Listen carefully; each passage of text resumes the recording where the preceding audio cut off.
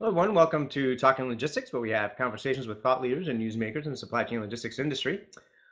This week, it's just going to be me and you guys talking about trends in supply chain sustainability. This is a topic that I've been looking at, over 7, 8 years now.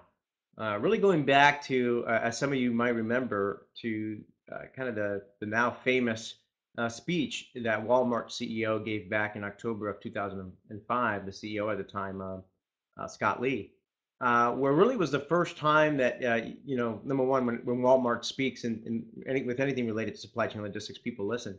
But it certainly made a lot of, big impression just because of all the, attention Walmart gets with anything related to not only supply chain, but the environment and, labor policies and so on and so forth. And, that speech really, kicked off a lot of attention and discussion around the role of sustainability in supply chain. And back in 2007, I put together what I believe was the very first track on supply chain sustainability at the Council of Supply Chain Management Professionals annual conference. And there was a lot of buzz and hype at the time around sustainability, not only within the trade press, but the business publications, Business Week, the Wall Street Journal, mainstream magazines, and so forth. And when I put that track together, I really thought that I put a lot of great speakers together, some of the early adopters that were doing things related to supply chain sustainability. And I have to say, when the event came and afterwards, I was a little bit disappointed because I really expected. Again, this is 2007. I really expected there to be, kind of a huge attention, a huge attendance due to all the attention that this topic was getting. But the attendance was really lower than I had hoped. And I think what that raised for me at the time was that there was a gap between kind of the hype and the buzz and the attention that it was getting kind of in the media and where this topic ranked in terms of supply chain executives and professionals. And again, at the time, when I talked to some of the folks in the audience that came to that session, I asked them, what made you come to this track? A lot of them would just, hey, I've been hearing a lot about this. I'm just kind of curious what others are doing, right? So there were a few that really wanted to be the early adopters. They really wanted to kind of see what others might be doing in that area. And then of course, about a year later, we hit the recession. Oil, the price of oil, which had been inching up to close to $150 a barrel, and was one of the main topics that was driving a lot of the conversation around sustainability and green and moving away from oil and so forth. Oil came crashing down to under $50 a barrel. And really companies during the recession kind of shifted their focus, elsewhere. But now it's 2013. I'm definitely seeing some kind of emerging or re-emerging interest in sustainability and some activity in that area. So really what I wanted to do today is to focus on some high-level trends that I'm seeing, uh, share with you my thoughts and perspectives on this topic. And also, obviously, as I'm sharing my thoughts and perspectives, if you've got some questions and want to share your thoughts, please submit. You can do this so via the submit a question button, and I'll keep an eye on it. And if there's some good questions or things you want to talk about, I'll incorporate it as part of what I share today. So I'm going to start out by focusing on a few high level trends. Then I'll talk about some examples that I see that tend to be a little bit more transportation related, but nonetheless, I think kind of give you a sense of some of the activities taking place over there. So the first trend, kind of that I've seen, over the years, is that I think we've moved from the what I would call the early adopter, stage, which is where we were in 2005, 6, 7 timeframe, to what I consider kind of the late early adopter stage, right? So sustainability, supply chain sustainability is still not a mainstream, focus, for a lot of companies. If you look back at the early adopters, those are the companies that continue to push the envelope in this area. They're the ones who continue to expand their activities with regard to sustainability. and they're certainly still very active today, even through the recession and the downturn in the economy. They've remained focused in this area. If you look at the total number of companies that are now um, kind of taking some steps in either measuring the carbon footprint of their supply chains, or taking some other initiatives with regards to sustainability. Certainly, there are more companies today doing so than they were 5, 6, 7 years ago. So things are moving kind of in the positive direction from that perspective. But if you look at just the total number of companies relative to the general business population, it's still a very, very, very small percentage of companies that are really very active with sustainability and have this as a strategic initiative, as a top of mind initiative. And in general, these tend to be Fortune 500 companies, global companies that operate in multiple geographic regions where perhaps, they're being pulled in that direction because of some of the other, regulations and just norms that, in other geographic regions. Um, and companies that are very in tune with the role that sustainability is playing with their brands and so forth. So again, we're moving in the right direction here. More companies than uh, are involved in it today than a few years ago, but still relatively small number of companies compared to the overall population. The second trend, and I think this is an important one, is that the conversation has moved beyond, carbon emissions and climate change, which I think, is a good thing overall. When you think about carbon emissions and climate change, it is such a, lightning rod for debate and discussion. You could argue the science, you can argue, people's beliefs, and again, it's one of those things that, to this day, there's still a lot of, passionate discussions when you talk about, climate change, and in particular, whether, humans are contributing to that. And I think the unfortunate thing about that is that it kind of muddies the water around everything else, the bigger picture, if you will, around what sustainability is. And when you talk to companies today, the early adopters and those that are actually taking action, they've moved on. I mean, they haven't forgotten about carbon, or they're not. It's not like they're not doing anything around measuring carbon footprint, and they're not.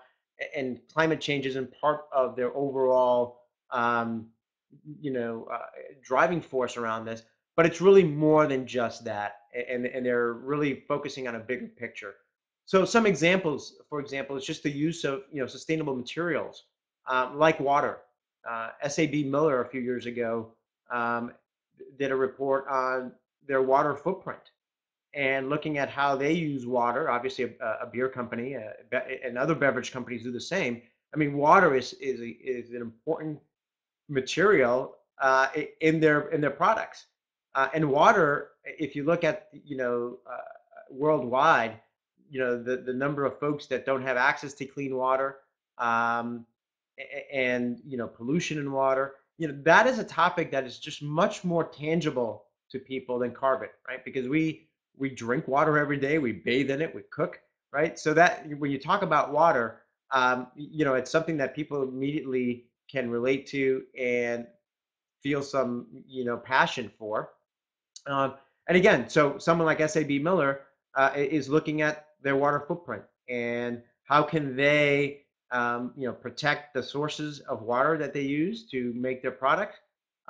What is the role of water within some of the different geographies that they operate in terms of making sure that you know this is a natural resource for a lot of the for all the countries that they operate in. So how do they kind of treat that as such and do that in a responsible manner? So again, water footprint is just one example. Another example is what you see with the rare earth metals and minerals, which is a huge topic, in particularly in the high tech supply chains. It's also a political one or a risk management standpoint because a lot of the rare earth metals are in China, and we've seen over the past 2 or 3 years some disruptions or some political movements, in terms of constraining that supply. So again, from a supply standpoint, from a risk management standpoint, looking, the whole rare earth minerals is one example, and then the conflict minerals is yet a third example. So again, looking at it from not just carbon, but looking at it also from a material standpoint, and the different, um, particularly those that come from the earth, and how do you protect those, and do so in a sustainable way, in a responsible way, taking into consideration the different geographies and populations that you might be impacting as a result of that. So again, I think overall, broadening the conversation has been a positive development, and is something that I continue to see out there in terms of how companies are talking about sustainability. The next trend I want to talk about quickly is that sustainability is playing a bigger role in supplier selection and compliance. So we see a number of companies that are asking their suppliers to provide some data and information around their carbon footprint in terms of their energy management, and be able to report that on an ongoing basis, and use that as, that being one of the criteria around compliance in order to remain a supplier in good standing.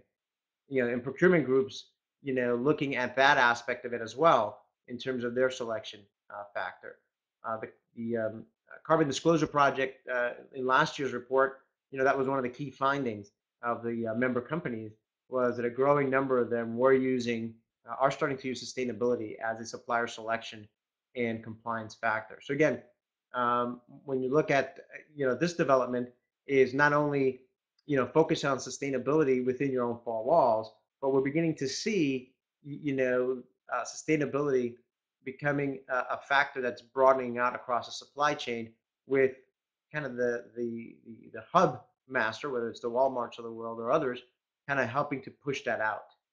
So again, another positive development. And I think the last trend I want to talk about, and I think this one's very interesting because I think this one can have serve as a catalyst for even more companies to move in this direction, is the fact that we're seeing stock exchanges now making sustainability reporting a requirement. So the Johannesburg Stock Exchange last year became, I think, one of the first to require all 500 companies that are part of that exchange to start reporting, as part of their financial reports, include a report on sustainability. And if they don't have one, they have to explain why they don't, which I think is kind of an interesting, um, aspect of that. You see similar things happening in Germany, in Brazil, in Spain, where again the stock exchanges in those countries are moving in that direction. And even here in the U.S., Nasdaq last I think June or July in 2012, kind of set the wheels in motion to try to kind of implement a similar type of reporting requirement here for companies that are listed on Nasdaq. Certainly, if you're now a publicly traded company and you're on any of these exchanges, and that becomes a requirement, that's going to again serve as a catalyst for companies to put in the systems and the processes and the reporting structures in place to be able to be in compliance with the reporting requirements of these stock exchanges. So again, I think those are kind of four high level trends that I see. Again, not a comprehensive list, but those are the ones that kind of caught my attention, and I think are kind of interesting developments over the past 6-7 years that I've been looking at trends in supply chain sustainability. Before I get to some of the examples, I'm going to kind of talk about what I see as the most important and the greatest factor that companies need to be thinking about when they think about supply chain sustainability, in order to have again the greatest and most long lasting impact on supply chain sustainability. And that is this: you really have to start at the design phase, whether it's network design, supply chain network design, or the product design phase. um, and this is one of the points that I made back in 2007, 2008, when I started writing about this topic, is that if you look at the way supply chains and products have been historically designed, sustainability wasn't part of the equation. So a lot of the things that companies were doing to try to minimize the carbon footprints or minimize environmental impacts were all being done kind of after the fact. And that's when it's the most difficult to do it, the most costly to do it, and there's just a lot of challenges in doing that. After a network has been designed, after a product has been designed and it's been put out there in the marketplace. So really, the most cost-effective and efficient way to think about sustainability is to actually design it into your supply chain, design it into your products. I started my career as a product, development engineer at Motorola, and again, one of the truisms of product design is that any changes you make to a product, it's much cheaper and easier to make at the design phase than once that product is out in production or later in its life cycle. So you really want to think about this up front. And I can tell you as a product designer, this is going back in the 90s, there were a lot of factors I took into account when I was designing a product. Obviously, the customer requirements, the selection of materials, more from making sure that it meets the feature function requirements. I never thought about sustainability, in terms of what if I had to bring that product back and disassemble it quickly and efficiently to reclaim materials. That was never a thought process.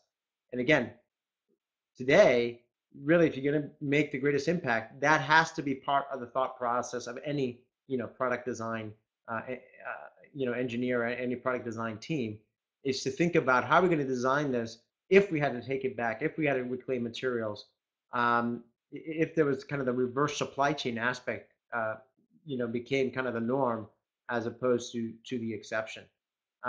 Same thing with supply chain network design. Once you decide that you're going to build a distribution center somewhere, or you're going to source material from a specific supplier in a geographic region, or you're going to build a manufacturing plant, so any kind of decision that's going to involve capital expenditures that you expect to have a lifetime of 10, 15, 20 years, you're kind of stuck with that decision.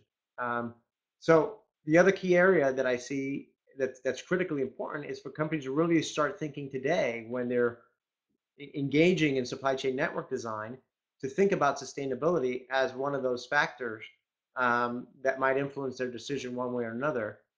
Because the decisions that I made at the network design stage are going to be long lasting and going to have a big impact down the road, not only on costs and service levels, but on sustainability as well. One of the books I just wanted to highlight from a product development and design. I read this book a few years back. It's called Cradle to Cradle. William McDonough and Michael Brongart are the authors. Again, very thought-provocative book in terms of how to think about product designs, the materials that you use, from the perspective of not designing a product for it to go and end up in the landfill, and not even from the standpoint of recycling, but really from the standpoint of using materials and designing a product such a way that um, it's almost neutral, to the environment. So again, if there's one takeaway that out of today's episode is that I hope you walk away with, is that when it comes to supply chain sustainability, design is the most critical component of that. So let me talk now about some examples. Again, these are mostly, the common theme about these examples tend to be transportation related, and there's a reason for that. When you look at sustainability projects and initiatives that are not only good for the environment, but also are good for the bottom line and cost savings and have financial benefits, there's a ton of opportunities that are related to transportation. And transportation is one of those areas that, again, is relatively speaking, a large contributor of a company's carbon footprint, and so there's a lot of opportunity for improvement there. So the first trend that I see is talking about smarter packaging, and increased collaboration between the packaging organization of companies, and their transportation groups. And this is something that, in retrospect, you think, well, it's a no-brainer, but a lot of time those two groups don't talk to each other. And one of the trends that I've seen is now, companies really looking at their packaging, and with the standpoint of is there an opportunity not only to kind of reduce the amount of material that goes into the packaging, and that in itself has some benefits from an environmental standpoint, from a cost standpoint, but design the products and the packaging in such a way that we can fit more product per case, more cases per pallet, and more pallets per truck, and that we can load all of this in a more efficient manner, where you ultimately take trucks off the road because you're able to transport more goods per truckload than you could in the past. And there's been a number of different case studies out there that kind of showcasing that. Del Monte is one that I wrote about on the blog a few years back. They had a great example of some of the work that they did in some of the packaging, particularly their fruit cups. And again, that was the main benefit they saw, in addition to using less materials, is they were able to fit more product per case, per pallet, per truck, and they were able to take, I forget the specific numbers, you can look it up in the blog, but they were able to take out a significant number of truckloads, reduce a significant number of truckloads from their annual spend, which saved them a ton of money, and again had huge environmental benefits as well. Um, just a few months ago, Staples announced a smart packaging initiative as well, which again they're looking at some of the packaging that they're going to be using to ship their product, and do and in addition again to reusing materials and achieving cost benefits there. It's going to have ancillary benefits from an environmental and transportation standpoint as well, and even from a warehousing perspective in terms of how much product they can fit per square foot, and so forth. So packaging, transportation, it's kind of a marriage made in heaven. I think companies that kind of collaborate more effectively together, those two functions, will see not only cost improvements but also be able to achieve some sustainability benefits as well. The next example I want to talk about is increased interest in piloting of alternative fuel vehicles. Again, this is something that really over the past 2 years we've seen a huge increase in interest and activity. Uh, you know, the likes of UPS and FedEx and Ryder has been, for example, they've been investing in electric vehicles, in natural gas powered vehicles, in certain parts of their network. Where the use of those vehicles make the most sense, particularly in urban areas, high traffic areas. And we've seen also a number of shippers um, that have been working with some of their carrier partners and 3PL partners to again pilot test some of these vehicles in their transportation network. So Frito-Lay, Sunny Delight, AT&T, Staples, those are all companies that again over the past couple of years have announced initiatives or have presented case studies where they're starting to use some of these vehicles in their operations. And I expect that as the technology continues to improve, as the price points continue to improve, that we'll see more and more use of alternative fuel vehicles in transportation networks in the years ahead. And finally, and this is kind of the maybe kind of a catch-all category here, and some of this may be viewed as just transportation best practices, but nonetheless, it goes back to the point that a lot of just focusing on improving the efficiency of your transportation networks and activities by default ends up having huge environmental and sustainability benefits. And that is, we've seen a lot of activity around mode shift, co-loading, and optimization. So on the mode shift, a lot of companies looking for ways to get out of one-way trucking, looking to increase the amount of their transportation volume that they move on rail. Some companies are beginning to shift from air to ocean as well, if they can can afford the increase in lead time, or they're looking at the trade-offs between higher inventory and safety stock versus the longer transit times. But again, mode shift is something that a lot of companies continue to explore. It's something a lot of companies are doing. Again, on the one hand, driven by the cost benefits, but on the other hand, also with an eye on sustainability and what that does from a carbon footprint standpoint. From a co-loading standpoint, we're seeing again ongoing interest in shippers looking for ways to share capacity and try to minimize the amount of empty backhauls or wasted space in trucks. Earlier this year, we had a Talking Logistics episode with the folks from Val Tile that talked about a project that they worked on with other shippers and Transplaced, which won them the CSCMP Innovation Award last year. Again, sustainability was a big part of the driving force there as well as cost saving. And then on the optimization front, so this is both load optimization and route optimization. Um, one of the case studies that came out last year was Walmart and what they've done with increasing the utilization of their trucks and by loading the trucks more efficiently. On the technology front, we're seeing improvements in that area as well in terms of software that's helping companies to do that, and just the routing of trucks. If you're not utilizing optimization software to route your trucks, you're almost certainly driving too many miles or using too many vehicles in your operations. And by implementing optimization technology, you're able to reduce miles, reduce the number of vehicles, so on and so forth. So those are the kind of the key trends that I've seen out there in terms of the road ahead. I think there's a lot more work that needs to be done on the metrics side and the standard side. Um, the problem is that we don't have enough standards, is that we have too many standards, and a lot of companies are confused about which one should they adopt. How do I measure my carbon footprint versus another company? How do I define sustainability and versus another company, and how do you kind of make these apples to apples comparisons? um, I believe we'll continue to see movement in that area, again going back to the SEC reporting and what the stock exchanges might require there.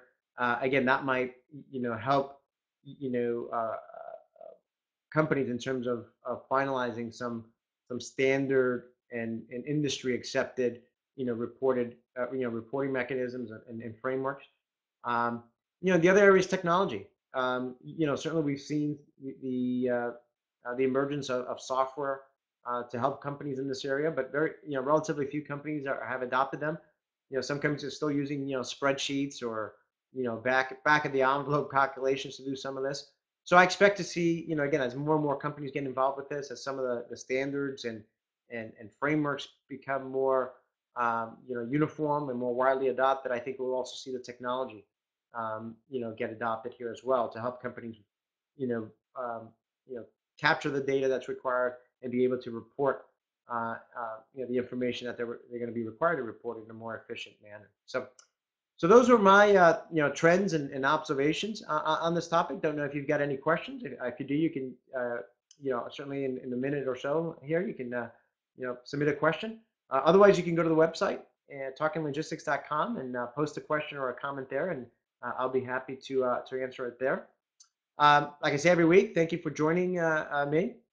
And next week we are going to have Chris O'Brien from CH Robinson talk about beyond the calculation, how to use total landed cost for supply chain benefits. So make sure to mark your calendar and join us next Thursday at noon and every Thursday at noon, where we're going to have some, again, some great guests coming up. And we're going to be talking about, a number of different industry trends. So again, thank you all for joining me today. Have a great day and look forward to seeing you in a future episode of Talking Logistics. Thank you very much. Bye-bye.